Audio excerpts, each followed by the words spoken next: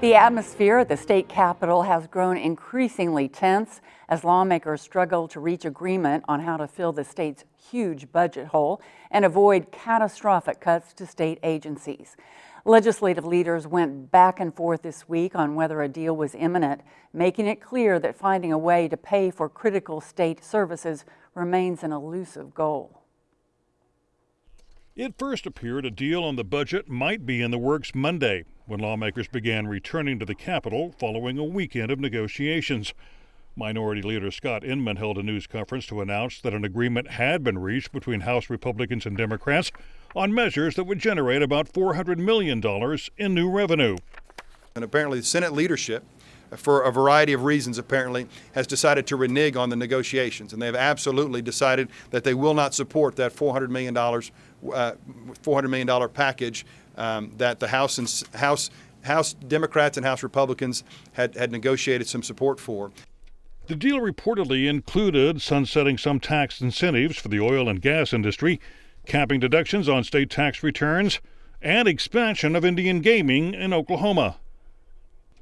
Senate President Pro Tem Mike Schultz says the Senate never agreed to any deal, and he personally could not support the gaming proposal, arguing there's already too much gambling in Oklahoma.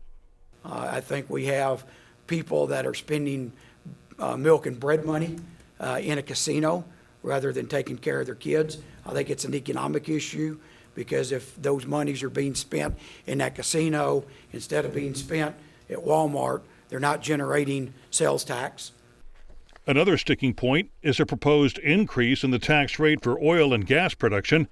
Lobbyist and advocacy groups have launched social media and television campaigns arguing both sides of that hot-button issue.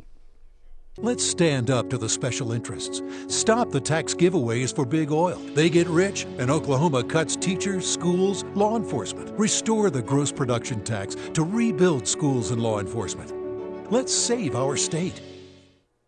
This new tax increase would drive billions of dollars of investment and thousands of jobs to neighboring states.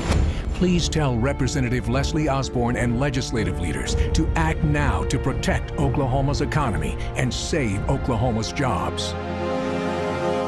Democrats insist any grand bargain on revenue needs to include increasing the gross production tax from its current level of 2% for the first 36 months of production to at least 5%. Our caucus still believes that is the key to really bringing in the significant revenue necessary to balance the budget without hurting education, healthcare, and public safety, and most importantly, without raising taxes on the backs of middle-class families. But Senate Republicans remain opposed to a rate increase on the gross production tax, although Schultz says there is agreement on eliminating tax credits and rebates to the oil and gas industry. It's $46 million into this year's budget. Way more than any of the numbers that we've seen on actually increasing the rate. So that is a bigger hit into that industry, if you want to categorize it like that. And it is something we've been talking about, something that we're open to. That's where things stood until late in the week, when Inman announced that significant progress had been made on revenue-raising measures. I can tell you now that with the speed with which the conversation has developed over gross production taxes and a few other areas, that I feel better today than I did 4 or 5 days ago, that come next Tuesday or Wednesday, we might have some real revenue packages that meet bipartisan support. One key element of the overall revenue package includes increasing cigarette taxes by $1.50 a pack. House Budget and Appropriations Chair Leslie Osborne says the State Tax Commission has estimated that could generate about $215 million. It is their firm belief that they've built those numbers conservatively. They've looked at the very latest trends on sales in all of our 77 counties. We feel that we're very secure with the 215, and that's the number we will be going with for certified.